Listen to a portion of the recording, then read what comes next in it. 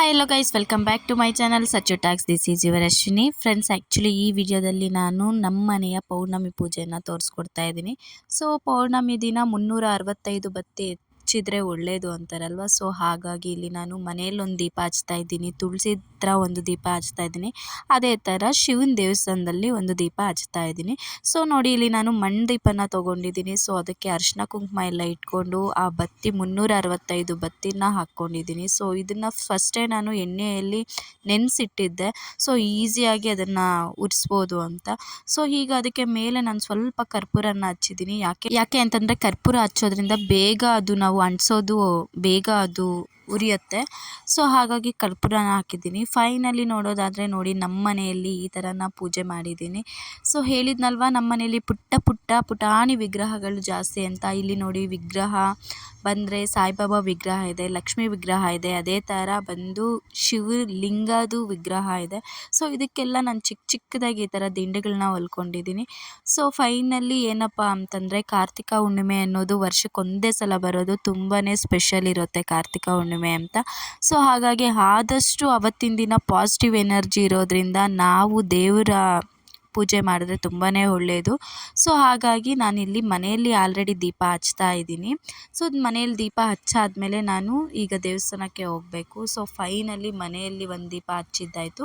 ಅದೇ ಥರ ನೋಡಿ, ತುಳಸಿ ಹತ್ರನೂ ಅಷ್ಟೇ. ಸೊ ನಾನು ಲಾಸ್ಟ್ ಟೈಮೇ ಹೇಳಿದ್ದೆ, ಕಾರ್ತಿಕ್ ಮಾಸದಲ್ಲಿ ತುಳಸಿ ಗಿಡದಲ್ಲಿ ಲಕ್ಷ್ಮಿ ವಾಸ ಮಾಡ್ತಾ ಇರ್ತಾಳೆ ಅಂತ.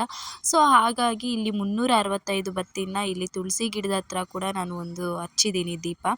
ಸೊ ಮತ್ತು ಇಲ್ಲೆಲ್ಲ ಪೂಜೆ ಮಾಡಿಕೊಂಡು ದೇವಸ್ಥಾನಕ್ಕೆ ಬಂದಿದ್ದೀವಿ. ಸೊ ದೇವಸ್ಥಾನದಲ್ಲಿ ನಾನು ಪ್ಲೇಟ್ ಕೆಳಗಡೆ ಅಕ್ಕಿ ಹಾಕಕ್ಕೆ ಹೋದರೆ ದೀಪಕ್ಕೆ, ಸೊ ಸ್ವಾಮಿಗಳು ಹಾಕಬೇಡ ಅಂತಂದರು. ಆ ಥರ ಹಾಕಬಾರ್ದು ಅಂತಾರೆ, ಒಬ್ರು ಹಾಕಿ ಅಂತಾರೆ, ಒಬ್ರು ಹಾಕಬಾರ್ದು ಅಂತಾರೆ. ಸೊ ಫೈನಲಿ ನಾನು ಇಲ್ಲಿ ಕೆಳಗಡೆಗೆ ದೀಪದ ಕೆಳಗಡೆ ಅಕ್ಕಿ ಹಾಕಿಲ್ಲ. ಯಾಕೆ ಅಂತಂದರೆ ಆ ದೇವಸ್ಥಾನದಲ್ಲಿ ಸ್ವಾಮಿಗಳು ಹೇಳಿದ ಮೇಲೇನೂ ಹಾಕೋದು ಚೆನ್ನಾಗಿರಲ್ಲ ಅಂತ. ಸೊ ನಾನು ಹಾಕಿಲ್ಲ. ಸೊ ಇಲ್ಲಿ ದೀಪ ಹಚ್ಕೊಂಡು ಈಗ ಒಳಗಡೆ ಪೂಜೆ ಮಾಡ್ಸಕ್ಕೆ ಹೋಗ್ತಾ ಇದ್ದೀವಿ.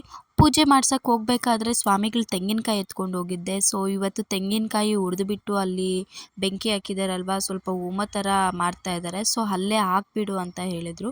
ಯಾಕೆ ಅಂತಂದರೆ ಇವತ್ತಿನ ದಿನ ತೆಂಗಿನಕಾಯಿ ಬೆಂಕಿಯಲ್ಲಿ ಹುರಿದ್ರೆ ಒಳ್ಳೆಯದು ಅಂತ ಹೇಳಿದ್ರು. ಸೊ ಹಾಗಾಗಿ ತೆಂಗಿನಕಾಯಿ ಹುರಿದಿತಾ ಇದ್ದೀನಿ ನಾನು. ತೆಂಗಿನಕಾಯಿ ಹುರಿದುಬಿಟ್ಟು ನೀರು ಕೂಡ ಅದಕ್ಕೆ ಹಾಕುವ ಬೆಂಕಿಗೆ ಅಂತಂದರು. ಸೊ ಅದನ್ನು ಅಲ್ಲೇ ಹಾಕಿ ತೆಂಗಿನಕಾಯಿ ಕೂಡ ಅಲ್ಲೇ ಹಾಕಿಬಿಟ್ಟೆ. ಸೊ ಈಗ ಎಲ್ಲ ಹಾಕಿ ಪೂಜೆ ಮಾಡಿಕೊಡಿ ಬನ್ನಿ ಅಂತ ಕೇಳ್ತಾ ಇದ್ದೀನಿ ಸ್ವಾಮಿಗಳನ್ನ. ಸೊ ಅವ್ರು ಬಂದು ಪೂಜೆ ಮಾಡ್ತಾ ಇದ್ದಾರೆ. ಇಲ್ಲಿ ದೇವಸ್ಥಾನಕ್ಕೆ ನಾನು, ನನ್ನ ಮಗ, ನಮ್ಮ ಅತ್ತೆ, ನಮ್ಮಮ್ಮ, ಅದೇ ರೀತಿ ನಮ್ಮ ಪಕ್ಕದ ಮನೆ ಆಂಟಿ 4 ಜನನೂ ಹೋಗಿದ್ವಿ. ಸೊ ಈಗೆಲ್ಲ ಪೂಜೆ ಮುಗಿದ ಮೇಲೆ ನಾನು ಅರ್ಚನೆ ಮಾಡಿಸ್ತಾ ಇದ್ದೀನಿ. ಸೊ ಏನಪ್ಪ ಅಂತಂದರೆ, ತುಂಬ ಜನ ಈ ಪೌರ್ಣಮಿ ದಿನ ನಾರ್ಮಲ್ಲಾಗಿ ಪೂಜೆನೇ ಮಾಡಲ್ಲ. ಅದರಲ್ಲೂ ಎಸ್ಪೆಷಲಿ ವರ್ಷಕ್ಕೊಂದು ಸಲ ಬರುತ್ತೆ ಅಲ್ವಾ. ಸೊ ಹಾಗಾಗಿ ಇದನ್ನು ಸೆಲೆಬ್ರೇಟ್ ಮಾಡಿ ಕಾರ್ತಿಕ ಹುಣ್ಣಿಮೆ ಅಂತ. ಸೊ ನಾನೇನು ಹೇಳೋದು ಅಂತಂದರೆ, ಈ ಪಾಸಿಟಿವ್ ಡೇಸ್ ಅಂತ ಸ್ವಲ್ಪ ಬರುತ್ತೆ. ಸೊ ಆ ಡೇಸ್ನ ನಾವು ಯೂಸ್ ಮಾಡ್ಕೋಬೇಕು. ಅದೇ ರೀತಿ ನಮ್ಮ ಮನೆಯಲ್ಲೂ ಅಷ್ಟೇ, ನಾವು ಪೂಜೆ ಮಾಡೋದ್ರಿಂದ ಪಾಸಿಟಿವ್ ಎನರ್ಜಿನ ತುಂಬಿಕೊಳ್ಳುತ್ತೆ ಅಂತ ಹೇಳೋಕ್ಕೆ ಇಷ್ಟಪಡ್ತೀನಿ. ಸೊ ಇದು ನನ್ನ ಇವತ್ತಿನ ದಿನ ವ್ಲಾಗ್ ಆಗಿತ್ತು. ಸೊ ನೋಡಿದ್ರಲ್ವ ಗೈಸ್, ಈ ವಿಡಿಯೋ ನಿಮ್ಗೆ ಇಷ್ಟ ಆದರೆ ಲೈಕ್ ಮಾಡಿ, ಶೇರ್ ಮಾಡಿ, ಕಮೆಂಟ್ ಬಾಕ್ಸಲ್ಲಿ ಕಮೆಂಟ್ ಮಾಡಿ. ಅದೇ ರೀತಿ ಇನ್ನೂ ಯಾರಾದರೂ ನಮ್ಮ ಚಾನಲ್ನ ಸಬ್ಸ್ಕ್ರೈಬ್ ಮಾಡ್ಕೊಂಡಿಲ್ಲ ಅಂದರೆ ಈಗಲೇ ಹೋಗಿ ಸಚ್ಚು ಟ್ಯಾಕ್ಸ್ನ ಸಬ್ಸ್ಕ್ರೈಬ್ ಮಾಡ್ಕೊಳ್ಳಿ. ಹಾಗೆ ಪಕ್ಕದಲ್ಲಿರುವ ಬೆಲ್ ಐಕನ್ನ ಪ್ರೆಸ್ ಮಾಡಿ. ನಾನು ಯಾವುದೇ ಒಂದು ವಿಡಿಯೋ ಮಾಡಿದ್ರೂ ನಿಮಗೆ ನೋಟಿಫಿಕೇಷನ್ ಬರುತ್ತೆ. Thanks for watching guys. See you in the next vlog.